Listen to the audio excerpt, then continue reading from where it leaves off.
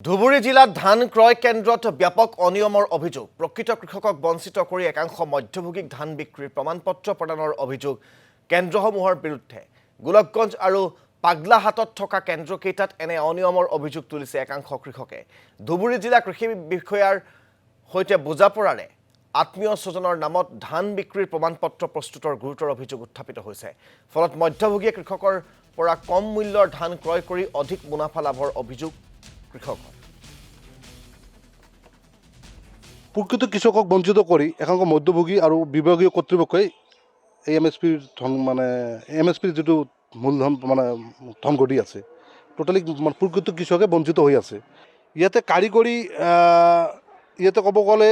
ইয়াতে কৃষি বিষয়ৰো অলপ খেলি মেলি আছে ইয়াতে কেন্দ্ৰসমূহ যে যিবোৰ মুকলি কৰিছে তাতো অলপ খেলি মেলি আছে মই হৈছে কি মই পিপিসি ইনচাৰ্জ এতিয়া মোৰ সাৰ্টিফিকেট ফাৰ্মাৰ সাৰ্টিফিকেট যিমানটা আহিব মই হিমানৰে ধান মই ল'ব লাগে এইটো মোৰ নিয়ম এতিয়া সাৰ্টিফিকেট দিয়ে এগ্ৰিকালচাৰ ডিপাৰ্টমেণ্টে এতিয়া এজন ফাৰ্মাৰৰ নামত যদি দুবাৰ সাৰ্টিফিকেট এগ্ৰিকালচাৰ ডিপাৰ্টমেণ্টে দিয়ে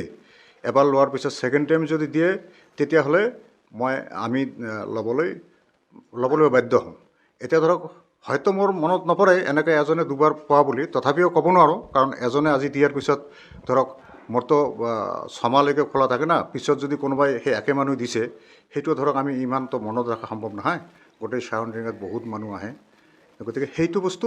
মোৰ এগ্ৰিকালচাৰে যিটো বান্ধি দিয়ে তেওঁলোকে যাৰ নামত আপোনাৰ চাৰ্টিফিকেট দিয়ে যি কোৱান্টিটি বান্ধি দিয়ে সেই কোৱান্টিটি ধানহে মই লওঁ